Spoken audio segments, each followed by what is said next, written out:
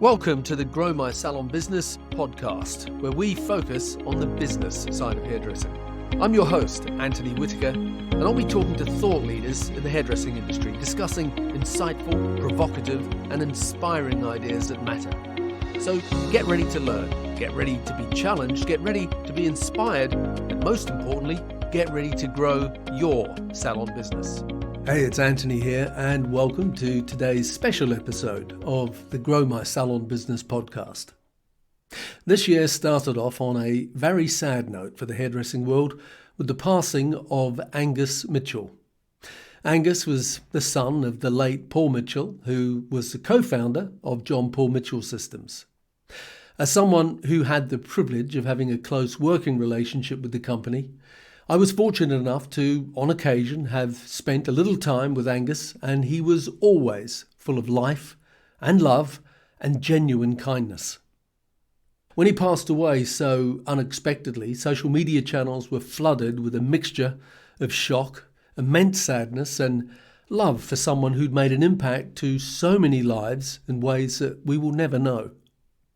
If you followed Angus on Instagram, you would have seen a father who absolutely adored and loved his young son Dylan. And you would have seen a husband who had finally found peace, love, and happiness with his wonderful wife Mara. As a hairdresser and co-owner of John Paul Mitchell Systems, Angus and John Paul DeJoria share a deep commitment to the beauty industry. This week's podcast is a re-release of episode 46 that I originally recorded in 2020, and I'm re-releasing it as a tribute and a thank you to Mr. Angus Mitchell. He will long be missed and loved by many. Welcome to the show, Angus. Thank you, Anthony. Pleasure to be here. I get very, very excited. I'm excited. I'm actually determined to ask you some questions that you haven't been asked before. So let's start off with Hawaii. I know that you have a home there that I was lucky enough to visit a couple of years back. But I know that it's more than just somewhere where you live sometimes. It's also part of your and the brand's sort of DNA. So talk to us about that. Well, obviously, Hawaii is my favorite place to actually talk about because it's a lot of my wonderful, beautiful memories of the humble beginnings of where my father and I had our best memories together. And, I think when I bring myself back to that moment in those days, when my father had left New York and sold everything and sold his salon and left the big lights in the big city to find a very sweet, quiet place for him to reflect and find himself spiritually. I think it's quite amazing to be in the era, as you know, the '60s, coming out of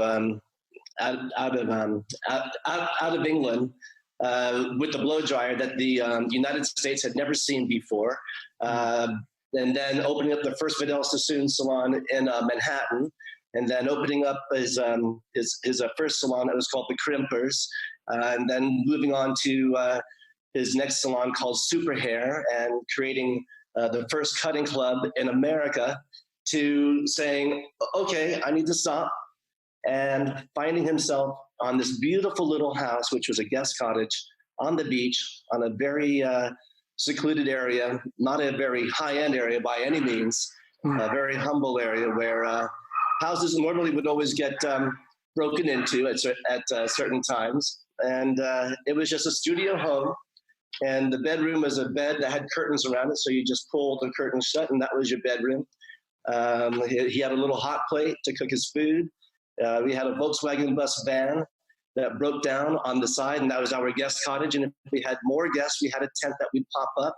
He had this amazing hammock from palm tree to palm tree on the beach end of the house that was directly at a desk where he would sit and work. And he would be able to peer over the hammock and see the beach and the water. And those are the memories that I really have that really kind of anchor who Paul became and who he was when he decided to create his brand. Right.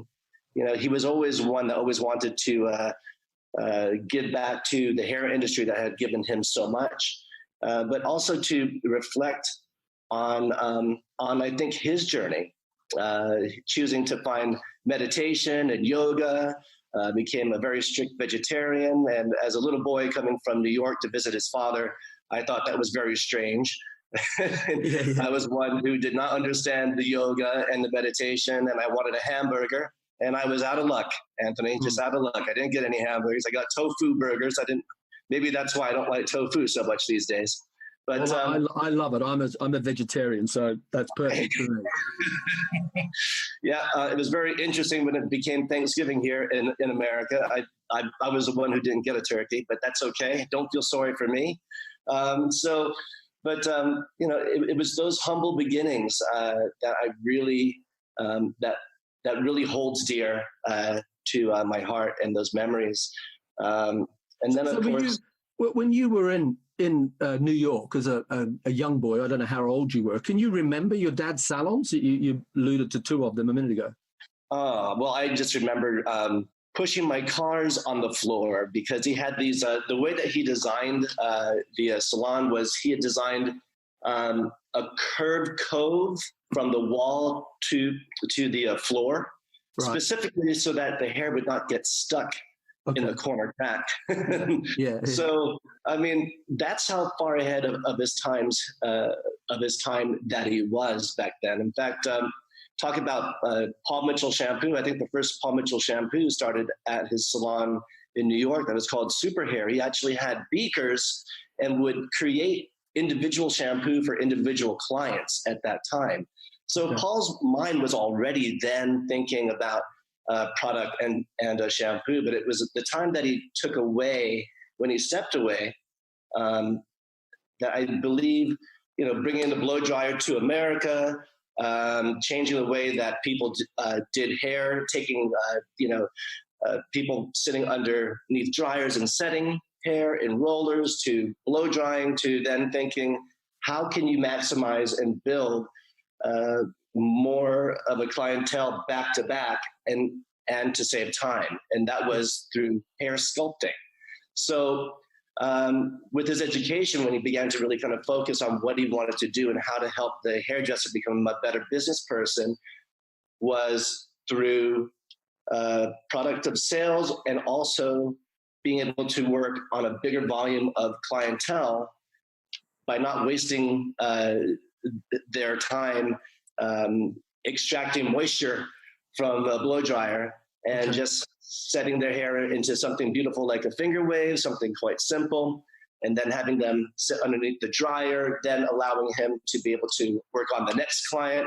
Then that client, when the sculpting lotion had already set, just let them walk out the door and tell them that they could brush their hair. A couple hours later, they could have two different looks, a wet look and a beautiful dry look, as the day would actually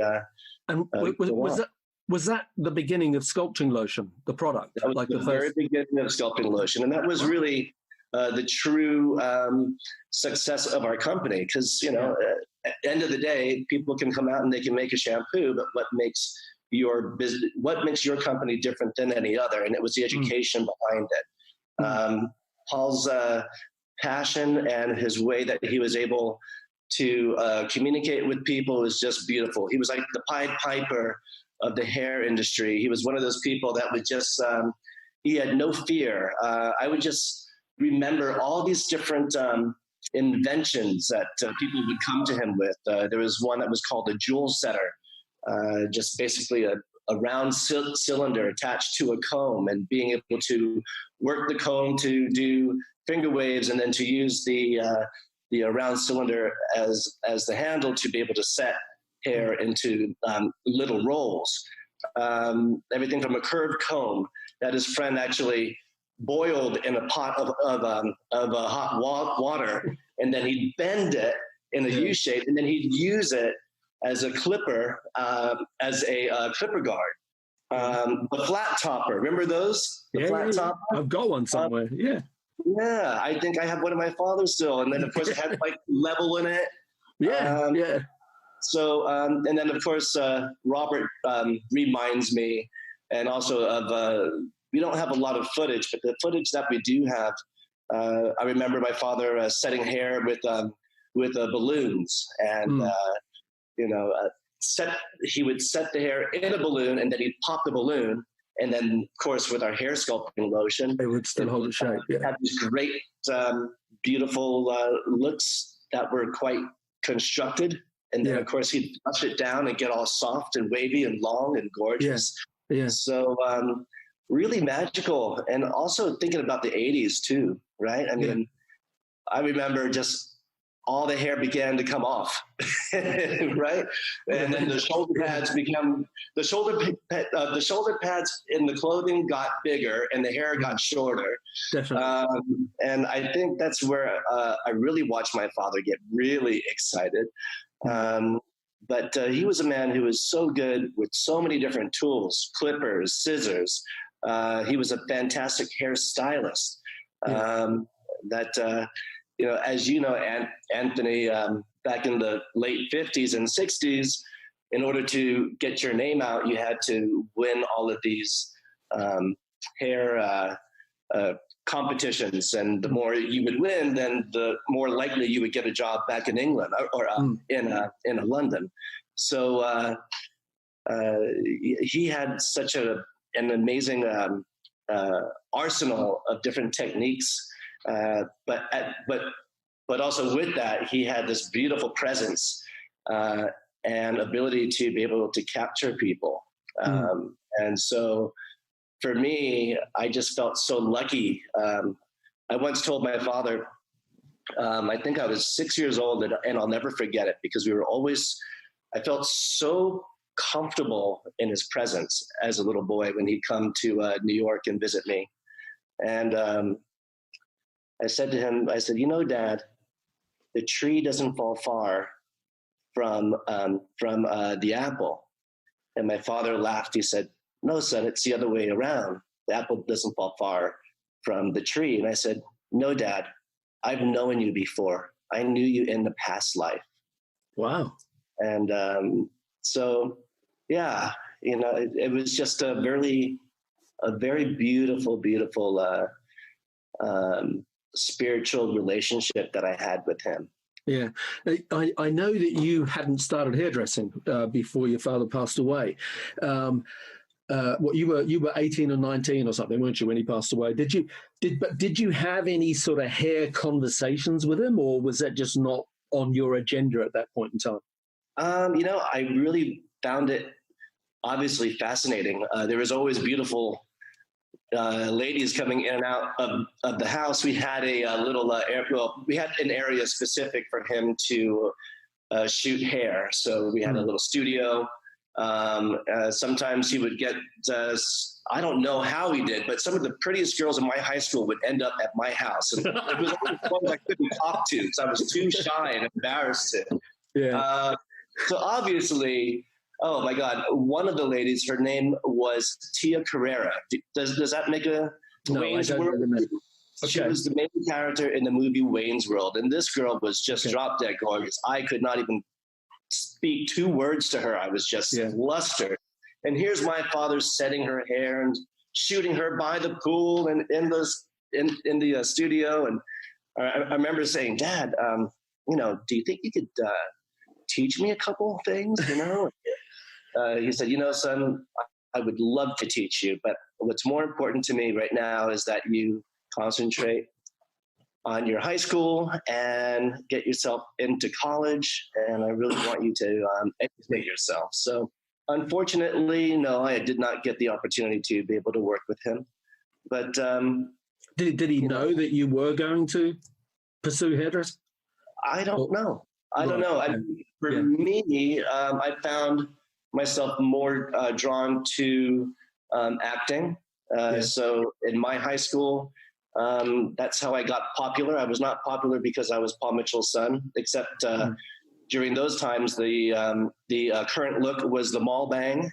In America, it was the bangs stood straight up. into the sky. And most of the girls would say, do you think your father could make the hairspray stronger? I think we were in a competition with Aquanet and we won, that's for sure. But back to high school, I got popular because of all the plays I was doing. And I was very comfortable in that arena. And when my father passed, I felt like it was my duty to honor my father and to at least try going through the beauty school, cosmetology in America, which was 1,600 hours that you would have to collect to be able to get your beauty license to become a hairdresser. And I thought to myself, well, what's 1,600 hours of my life's time, which would be the equivalent of 10 months, to see if I would like it or see if I should pursue it. But Anthony, I got to tell you, it was probably one of the most difficult decisions and difficult things I have ever done. People automatically had thought, well, Angus, it's in your genes, it's in your blood. It should be easy for you. One of the ladies who was a close friend and a platform artist with my father, not too long into beauty school, said, Angus, are you good? And I said, well, I'm okay. She's like, well, if you're just okay, quit now, because you'll never be as good as your father. So, I had all of that against me. The school, some of the teachers there were kind of like, they thought I was there because I had to. They didn't know I was there because I wanted to. So there was a great divide in the school of the support I would get and the support I wasn't getting. Obviously, they were trying to push me out. But Anthony, I had to tell you. Was this at Sassoon that you did? This was at Sassoon, in California. Right. Okay. Yeah. At that time, they were the best education. And I still believe they are fantastic. And I'm very proud of my Sassoon roots. But at the same time, Anthony, I wouldn't be the person that I am today if I didn't have to fight so hard for it. And, I never say, woe is me. I just know what my journey was. And through my journey, I know what I expect from the people that work around me. It's that level of a master craft and also humility. I think for me, the hardest part was because I chose to do it to honor my father, I put so much pressure on myself. I just couldn't relax. So for the first good 5 years of my profession, I couldn't calm down. Getting up on stage with Robert Cromines and Jean Bra being my father's right hand for the beginning of the company until, far beyond past my father's passing. That was like probably one of the most nerve-wracking moments I ever had in my entire life. In fact, I'll never forget the first time I was on stage with Robert and with Jean, and Jean said, oh, why don't you just do something easy like a bob? Well, first of all, we all know that bobs are not the easiest thing to do. Second of all, this girl's hair was so thick, they said, well, why don't you pre-cut her backstage, and then you can come out on stage with us. Well, this is my first time on stage with Jean Bra in a Paul Mitchell hair show with 500 people in San Diego and Robert. And their pace is super fast. The pace that Jeannie had, her whole thing was quick and dirty, and Robert with his master clippers. So within 40 minutes, Anthony, I was a sweaty, dripping mess. I was wearing a white t-shirt. I should not have worn a white t-shirt. I would have won the wet t-shirt contest for sure. And I turned the model around, and this is now probably 35 minutes into it. Robert has already done 7 haircuts. Jean has already done probably 5 different changes in hairstyles, and I'm just muscling through, and the microphone is a black foam ball in front of my face, which I kept thinking it was a fly, and at certain times I think I kept trying to swat it away. And I looked at my model and I saw it was longer on one side. And would you believe I wasn't smart enough to just go along with it and go, it's supposed to be asymmetric? I actually looked at her with my back towards the audience and I said, don't worry, it's going to be okay. You're not the first one to have done that. The audience hears all of this, and here's my hand shaking as it's moving towards her eyeball. Oh my God, man, I tell you. But you know, did you enjoy doing hair? Like, because you put a lot of pressure on yourself. You've got a dad who's like, you know, a very high profile hairdresser the world over, and you've gone and pushed yourself right out there. I mean, you know, and I mean, a lot of people try and take you down along the way, so to speak. But did you find some enjoyment in doing it? You know, yes, I did, and because I knew that every time I would go out there, I was doing something good. I was honoring my father. I was honoring the Paul Mitchell brand, and I was learning myself. As I said, the first 5 years of my career was really my toughest. I felt like I bore the crown and the cross on my back that I dragged along with me for so long. As I began to get further on in my career and began to relax and began to just kind of do things my way is when I felt like all that weight was beginning to come off my shoulders as well. You know, I think as some of us who decide to choose the career path as an educator, it's so much different as the career path as a salon stylist, as a career path as a platform artist. And there's so many fantastic educators out there, obviously coming from a Sassoon culture. I tried so hard to replicate that and then bring that into our Paul Mitchell world and then create an education platform that would rival Sassoon's as well. And then to bring that type of education format into Paul Mitchell, that was not easy either, because Paul Mitchell quite wasn't there yet.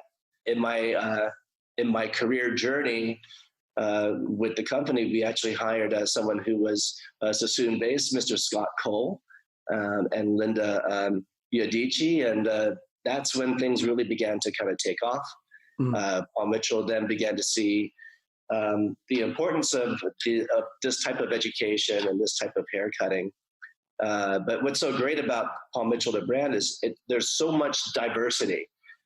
So with that became a great tool for us to be able to, really break down education through hair cutting and through hair color. But then what Paul Mitchell also had was the quick and dirty and the showmanship, and then the salon business through Robert Crow means. And I think where we are today, Anthony, we are probably one of the strongest educational companies out there. Yeah, without a doubt. One of the best, for sure. Yeah. Well, when you left, beauty school and you'd done your 1,600 hours, etc., I heard a rumor that you opened a salon at some point in time, but I have no idea whether that's even true. So I'm just dropping that in the conversation here. Did you open a salon? Yes, I did, and I got to tell you, wow, that was quite an experience. We were open for 5 years, and I did it differently. I did it to honor our schools. So I only hired kids that graduated from our Paul Mitchell cosmetology school, which, as you know, could be a recipe for disaster because I'm not hiring salon stylists that have clientele and without experience. So I took it upon myself to take them through some very,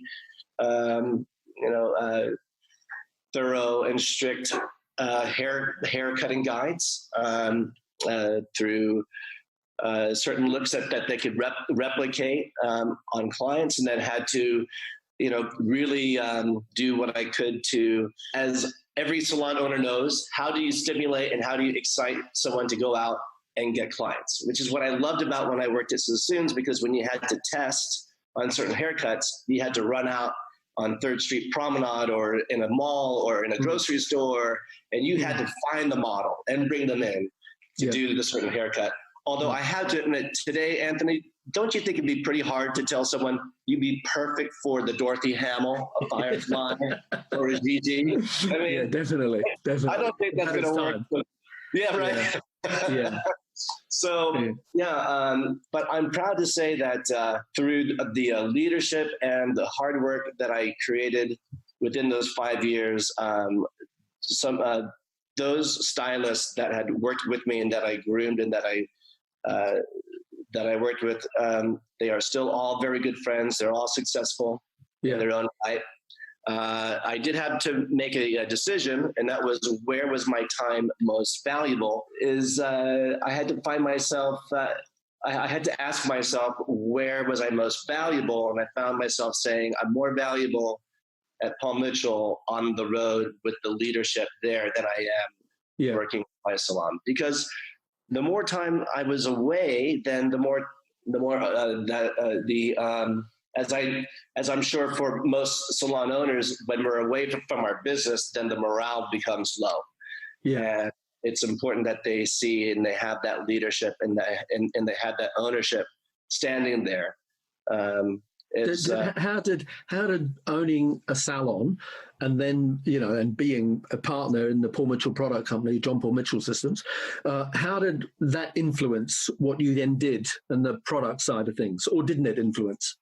Well, I mean, proudly, we were in, I was the only Beverly Hills salon that was a Paul Mitchell focused salon, obviously. So thumbs up. Okay. And then that was great because we got to use, Paul Mitchell got to use the salon for a lot of their product shots.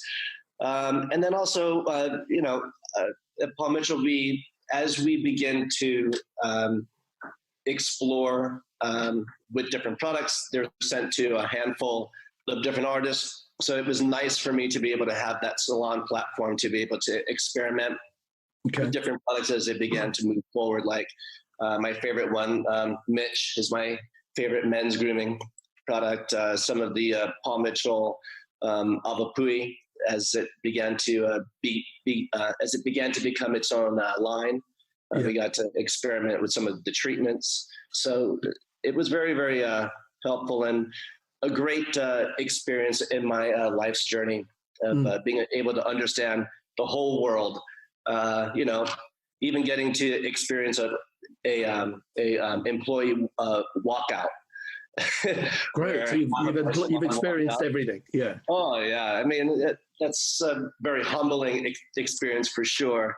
And then being able to keep it on track and keep the client, keep the clientele that we had, but to keep the salon staff that we were left with confident and secure, and then also to realize after 5 years when it was time to hold them and know when to fold them.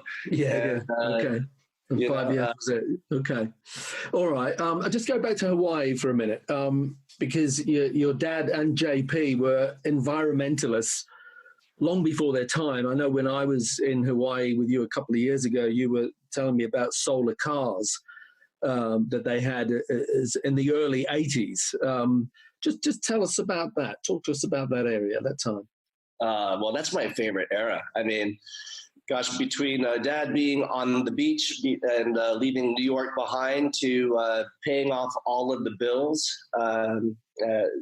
that they incurred to start the company, and then finally having money to spend. And it was his dream to create this self-sufficient, carbon-free footprint piece of property. And this is in like 1983.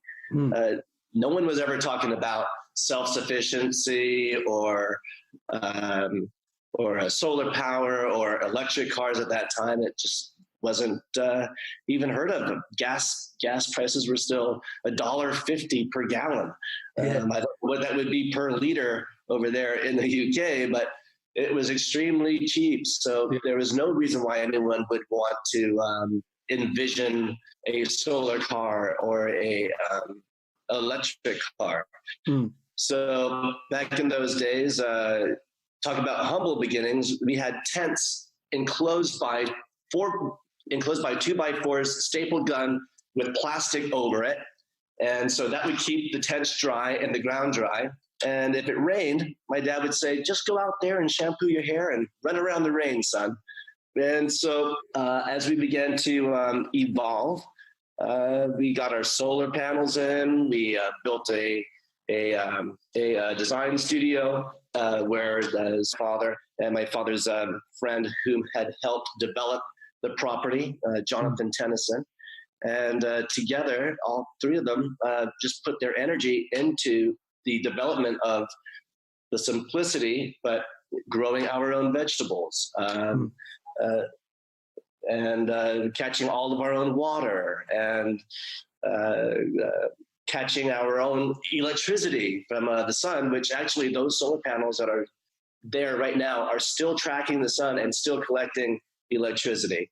To building the first electric car that was from a Suzuki Samurai Jeep, 1982. So you can imagine it's just a little tiny chassis, but the batteries that we had back then were the big car batteries. And so the whole chassis was full of these car batteries with a wooden basket seat that you get in, and then the steering wheel. The gas pedal was a wooden foot attached to the pedal, right? and then another wooden foot on the other side was the brake pedal. To 1987, when they built a solar race car, which was the first solar car race across a continent, and that was in Australia from Darwin to Adelaide. This car, believe it or not, built by hippies, because this is what it was. It was pretty much like a hippie commune. I think I remember one day they were having a party and there was like an abundance of cookies. And I think I was eating one of these cookies. I didn't realize what it was. My father was saying, "Why are you acting this way, son?" "Oh my God, you didn't eat those cookies, did you?" So it's just really extraordinary to see what one's vision can actually create and do when you have a passion. That's why I am, when I think about my father and I think about this man's vision and where he was going, it was for the salon stylist. Then it grew to the business, to education.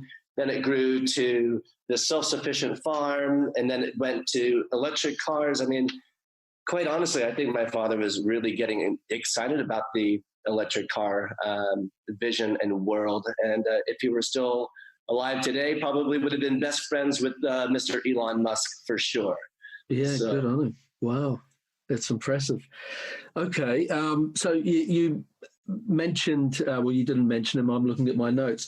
John Paul DeJuria, who was the co-founder with your dad of John Paul Mitchell Systems. When your dad passed away, and now you're the co-partner of the company, I mean, John Paul has an enormous, vision, credibility.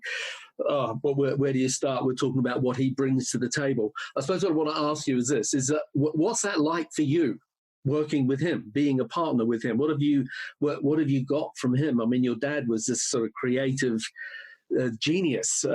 John Paul's a genius on another level. I mean, what a great opportunity for you, having both these men in your life. Talk to us about that.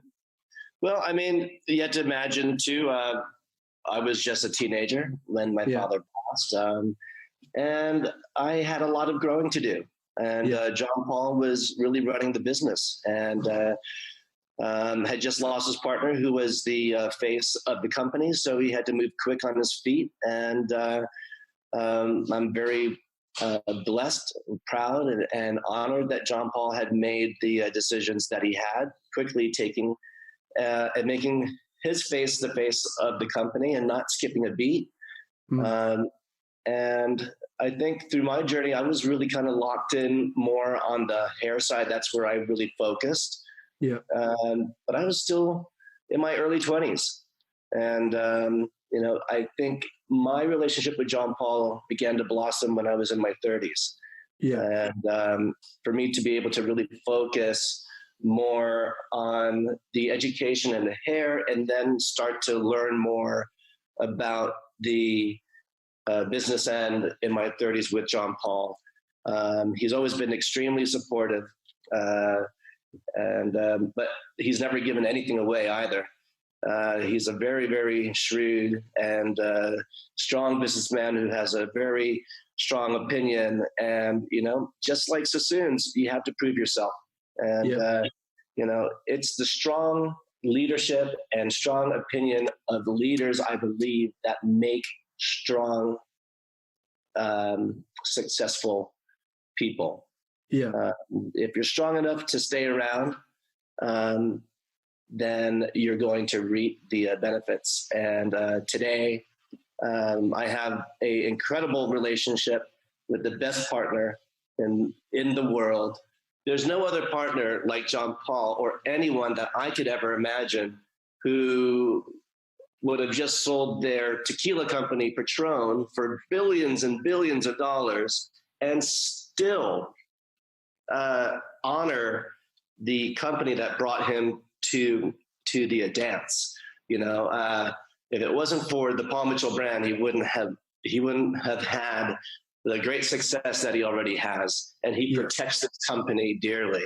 It's beautiful. Today, his daughter Michaeline is shrewd, just as shrewd and just as strong as her daddy, and she is now running the company.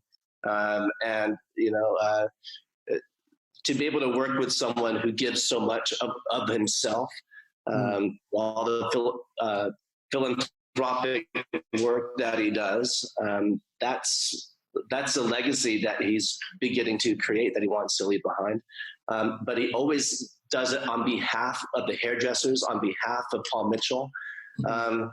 We are so blessed, so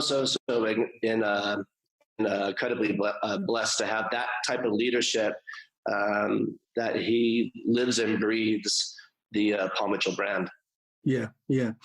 I want to change track for a minute because I know we have about 10, 15 minutes tops to go. The school business that you have outside of the United States, I know there's one school, I think in Slovenia, but outside of the United States, most people don't know about the Paul Mitchell schools. When I first saw them, the sheer size of them, the amount of them that you've got right across the United States, they are an amazing business in their own right.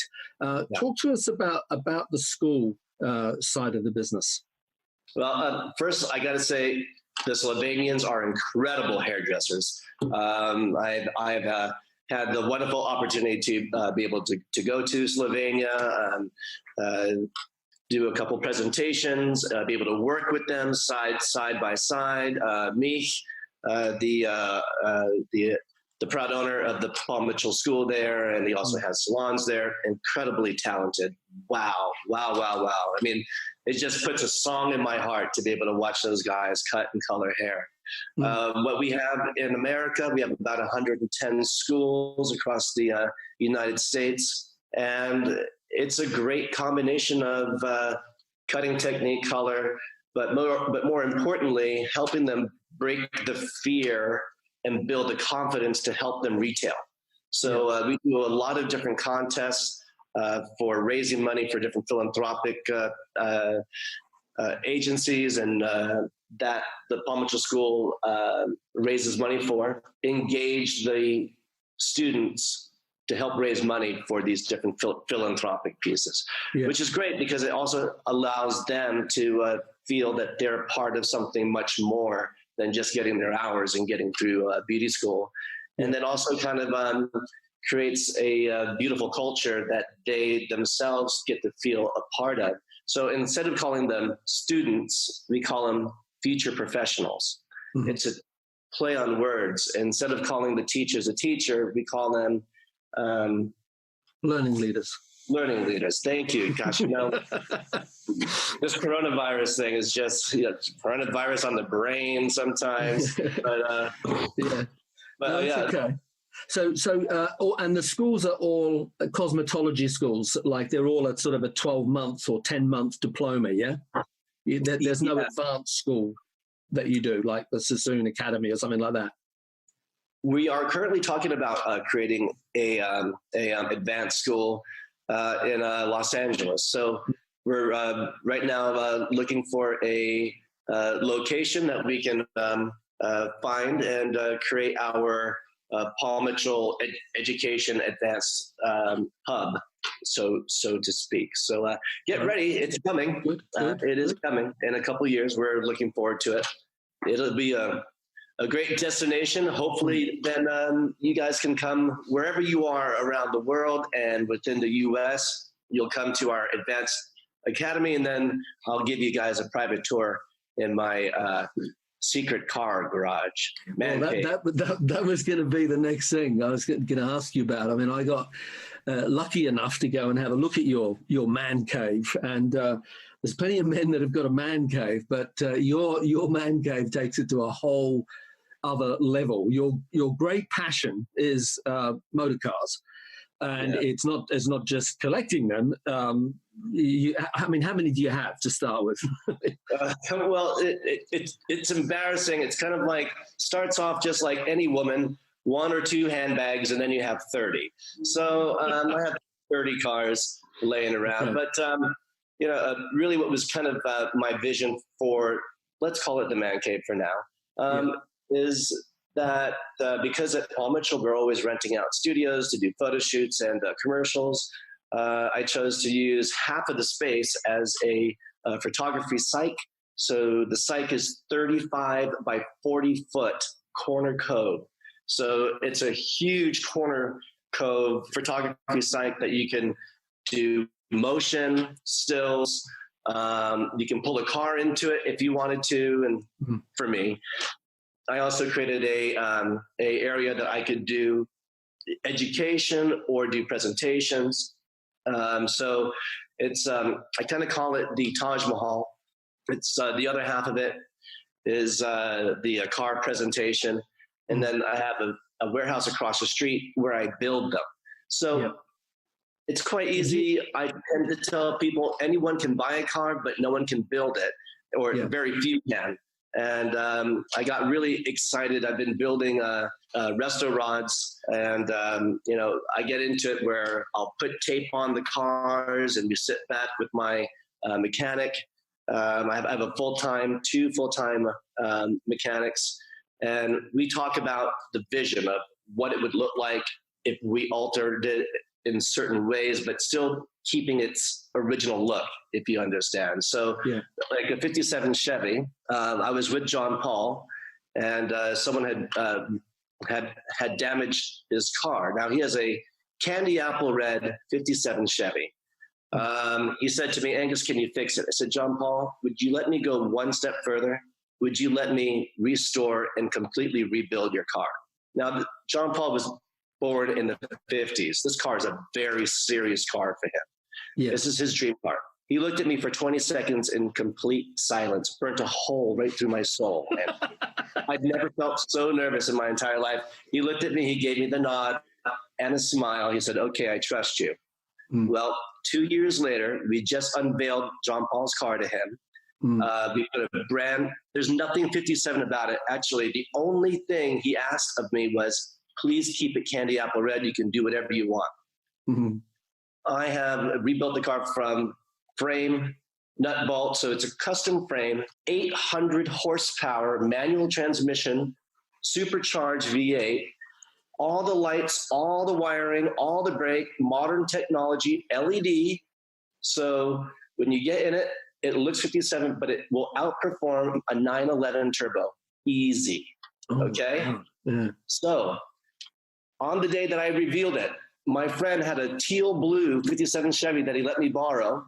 I put it behind the garage door. I said to John Paul right before I had opened up the garage door, I said, John Paul, not so as not to surprise you, there was a glitch with the paint, so I made sure that I made it period correct color, and I had the door rolled up and presented this teal blue 57 Chevy, where John Paul said, wow, that's blue. And I walked him around the car, just very, very serious, Anthony. I was just going to give it. I was selling it to him. I'm like, And look, we even put a third tail light just for your safety. And he's just looking at me, trying to smile as best he can, but I could see the disappointment in his eyes. And then I rolled up the other garage door where we presented his candy apple red supercar, and he was just floored. Every detail, Anthony, I'm able to do. I took his signature, cut it in billet, chromed it, and put it underneath the bonnet. So when you lifted the hood, the engine hood, his signature's right there in front of the paneled interior that just surrounded the motor. And on top of the motor, peace, love, and happiness, JP on the wheels, on the foot pedals.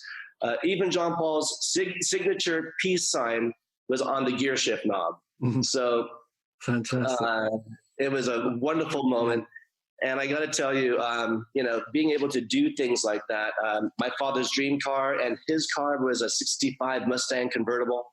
I'm building and am nearly done with a tribute to my father with his signature on the cylinder cover, with Paul Mitchell brand on the brake calipers, the Paul Mitchell logo on the brake calipers. I mean, every little detail is kind of the same way that I think of hair, you know. How hands-on do you get with all that? Because I saw the showroom, and I mean the showroom is like the most exquisite car showroom that I've ever seen. It was jaw-dropping. I mean, to call it a man cave, it doesn't do it justice until you see it. And I knew that there was another garage across the road that you did restoration in, and you had full-time people in there. But how hands-on do you get with this sort of stuff? You know, I would like everyone to think that I'm wearing the overalls and that I got a wrench, but it's not necessarily true.